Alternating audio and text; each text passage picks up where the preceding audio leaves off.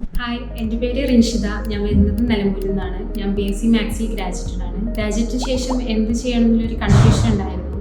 അങ്ങനെ കുറേ സെർച്ച് ചെയ്തിട്ടാണ് ഞാൻ ഡാറ്റ അനലിറ്റിക്സിൻ്റെ കോഴ്സിലോട്ട് എത്തിയത്. അതിനുശേഷം ഏത് ഇൻസ്റ്റിറ്റ്യൂട്ട് വലിയൊരു കൺഫ്യൂഷൻ തന്നെയായിരുന്നു. സോ എൻ്റെ ഫ്രണ്ട്സാണ് എനിക്ക് എഡ്യൂർ കൊച്ചി റെഫർ ചെയ്തത്. അവരെല്ലാവരും എഡ്യൂർ തന്നെ പഠിച്ചതാണ്, അവരെല്ലാവരും പ്ലേസ്ഡുമാണ്. സോ ആ ഒരു വിശ്വാസത്തിലാണ് ഞാൻ എഡ്യൂറിലോട്ട് എത്തിയത്. എഡ്യൂറിൻ്റെ ഒരു സ്പെഷ്യാലിറ്റി ആയിട്ട് എനിക്ക് തോന്നിയത് ബാക്കി ഇൻസ്റ്റിറ്റ്യൂട്ടിനെ പോലെയല്ല, ഇവിടെ ഒന്നുകൂടി ഓരോ സ്റ്റുഡൻറ്റും ഇൻഡിവിജ്വലായിട്ട് ഫോക്കസ് ചെയ്യുന്നുണ്ട്. അവർ മെയിനായിട്ട് ഇവിടെ ഓരോ മാസത്തിലും ലാസ്റ്റായിട്ട് നമുക്ക് മോക്ക് ഇൻ്റർവ്യൂ ഉണ്ടാകും.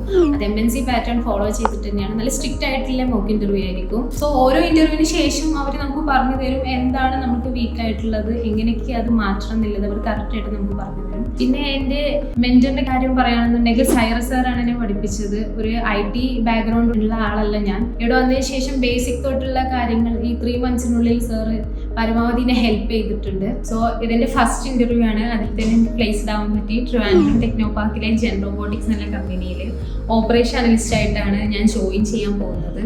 സോ ഇത് എഡ്യൂറിൽ വന്നതുകൊണ്ട് മാത്രമാണ് ഇത്ര പെട്ടെന്ന് ഒരു ജോലി കിട്ടാൻ കാരണം. So thanks to എഡ്യൂർ.